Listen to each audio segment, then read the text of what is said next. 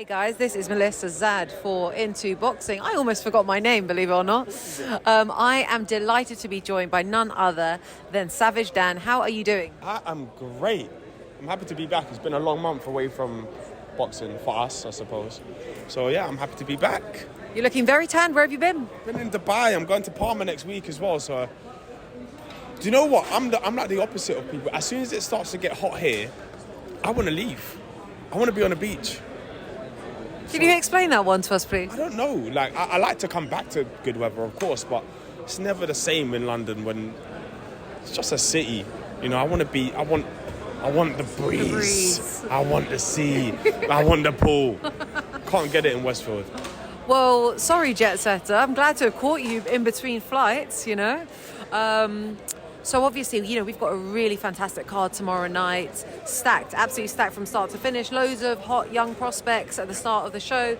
And then obviously the televised segment, really, really exciting stuff. What are you, or I should say, who are you most looking forward to seeing tomorrow night? The fight that I'm most looking forward to, I know it's a stacked bill, but a lot of these fights, most people will agree, are kind of foregone conclusions. We expect Lauren Price to win. We expect Jamie Takivi to win. We expect certain fighters to win. It's a great showcase. But in terms of the actual fights I'm looking forward to, apart from top of the bill, I'm really looking forward to Zach Chelly and Jermaine Brown. That is the fight for me. I think that will end up being fight of the night. I think it will gel beautifully. I'm not sure who I'm swaying towards. If I'm not that I'm really allowed to sway in either way, but the styles of Zach being on the front foot and trying to land bombs, and Jermaine almost being there and then not there, and then being first. I have a feeling Jermaine's going to try and be first every time, and he might frustrate Zach, and then Zach might have to change something to get kind of closer to Jermaine. So I'm just intrigued to see who gets their way early doors. I think eventually Zach will find a way to put his foot down, and then we'll have to see what Jermaine can do in terms of resistance and stuff like that. But it's just intriguing. Obviously, you know, there was a really interesting post-weigh-in interview with them both, with Zach Chelly saying that Jermaine was going to wake up and apologise, and surprisingly, only surprising because of Zach's style, Jermaine saying that he wouldn't be on the front foot. So, yeah, that kind of gives me the inclination that Jermaine's going to come first, going to try and come first. I don't know if coming first, pause, is whoa. I don't know if being first means you're going to take the front foot. I think Jermaine might try and stay in the middle, but half step back and be first on the outside. That's what I'm thinking. I can't see a way where Zach isn't coming forward, or at least edging forward. Edging as well. What's going on here? What kind of interview is this? Yeah, I've got a feeling in my head is Zach slightly trying to put pressure on Jermaine, and Jermaine being sharp and trying to spear him with a jab quickly. And every time Zach's about to go, I expect Jermaine to try and be first. But who knows? One shot can change all of this. Jermaine's said that he's going to stop Zach as well, which will be interesting because we know Zach's tough. And Zach's strong. That his physical strength is a big thing, and it comes on late in fights, so it's going to be like super interesting. That's the one I'm looking at. But obviously, top of the bill, I've had a proper close look at Turkey this week, and he is... Is that how you say it, Turkey? Because I've been calling it in Turkey all week. We've been, as in everyone's been doing it, but it is actually Turkey, but it's just... I think Sky have said that they've called him Turkey for years. Oh, really? But for me, it's his name. It's his name. I'm gonna call him Turkey. He is solid, and he sparred Dion for this fight. And I like that between Richard and Dion. I like that because they put their differences aside, and they both learn from it. And Richard said that he's had extremely good sparring from Dion, so I think he'll be well prepared for someone who is similar to Dion in his style, but is a bit more straight up and down. I think the right hand finds a home, and I think he stops him inside 8. Obviously, you know, in terms of Riakporhe as a boxer, there's no doubt that he's extremely strong. And if that right hand lands, you know, it's they call him the Midnight Train for that reason, right? But I think there is some question marks around, you know, his technical ability.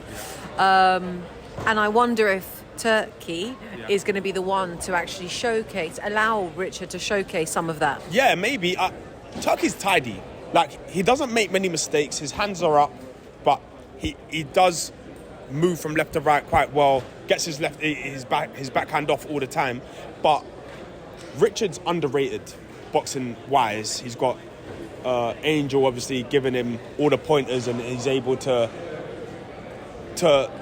manage a fight quite well. And whatever somebody's strengths are, he does manage to kind of nullify that pretty well. And then you've got a big right hand coming from the back of the room as well, and you know that lands as good night Vienna. I think we see a lot of boxing from Riakporhe, but because we're all waiting for the right hand, we probably don't even realise we're seeing it. When he was fighting Duradola, he was a front-handed fighter for 6 rounds essentially, you know. Handled him very well, dropped him with a front left hook. So it's I think Richard can do all of it, if I'm honest. He can bang, he's massive, 6'5", can hold the reach advantage. He keeps it long, but he can go. You know, like if he's in the trenches, he can go as well. We've seen it in all his domestic fights. He ends up in a war somehow, and he wins the war. So I like what Richard is. I like what he's becoming. I think he'll only get better. Today I saw Robert Garcia here as well. I'm sure he's in and around the camp as well. Giving pointers might make him even more aggressive. I like it. I like what he's going to become. I can proper see the development. And I said it before. You beat Dion Juma, and you've earned like a big respect from me personally, because I know how tricky that kind of fight is. So I like Richard. I like what he's becoming. I think in 12 months we'll probably see something close to a finished article. Do you know what? That's a really nice assessment, and one that I've not really thought about. The fact that, you know, we've probably seen him do it all, but because we're waiting for that right hand, that's interesting. I'm going to look out for that on Saturday night. You mentioned Robert Garcia, obviously AJ's new acquisition. I saw something on Instagram about Robert Garcia saying that there's some psychological stuff around losing a fight, and that's what they're working on. You know, the team. How relevant do you think that is? Do you think that plays a part in why AJ lost to Usyk? And do you think that can be rectified for the rematch? Yeah, I think it can. I think it does play a part as well. I think anybody who watched the AJ Usyk fight will see that AJ was almost second guessing. Like, he wanted to go and then he wouldn't go. And in that moment where he didn't go, Usyk went. And he knew when to... Usyk was... They call him the cat, you know, and they don't call him the cat for no reason. He's got a sixth sense. He knows exactly when to go, when not to go. He's very good at that, his decision making. And you try and box someone who has a lifelong career in boxing, you're gonna need to do very well to get away with the decision. Robert Garcia has his fighters tough, mentally, physically, and he almost plays to their strengths. Madonna, you know, talent for talent, had no right to almost be in there with Mayweather, but he gave Mayweather such a hard fight because of Robert Garcia being able to say, all right, that's what you're good at. He won't like that. Do it to him. And Usyk's pretty similar, you know. Usyk loves the beautiful game. He loves to land the beautiful shots and for things to be done properly in the way boxing, you know, is meant to be. If you and that's typically not AJ's game, if we're totally honest. You know, the most fearful AJ is not one that throws a jab and then slips and then whips. He's the one that is a battering ram. He'll walk through you and smash you to pieces until the ref steps in. And I think if we get something closer to that back, it's going to be a nightmare for AJ. Everyone's talked about AJ being able to employ the Chizora tactics. It's different. That is Chizora's. That's what he does, you know? And it's crude, but it's effective. AJ, if he even just took a bit of that and just decided to lean on him, when you throw a right hand, to fall in with it, lean or just make things count, make it really horrible and difficult for him, I think it makes a big difference. I think Robert Garcia is a very good move for him.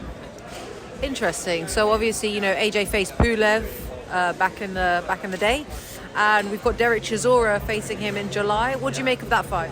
I like it. I like it. I like all Derek Chisora fights, to be honest, because he's just always entertaining. It's always all action, and he makes it so it's you or him. Like, you've got a decision to make. I'm walking you down. I'm gonna throw this bomb, or you are. Like, someone has to go. So yeah, I like it. I think Chizora is going to be too physical. I like Pulev. He might have an underrated record as well, but I don't think he's going to have enough about him to deal with Chizora's onslaught. But you never know. Dan, thank you so much for your time. We're really looking forward to tomorrow night. Looking forward to seeing you there as well. Thank you very much. Pleasure. I will see you tomorrow.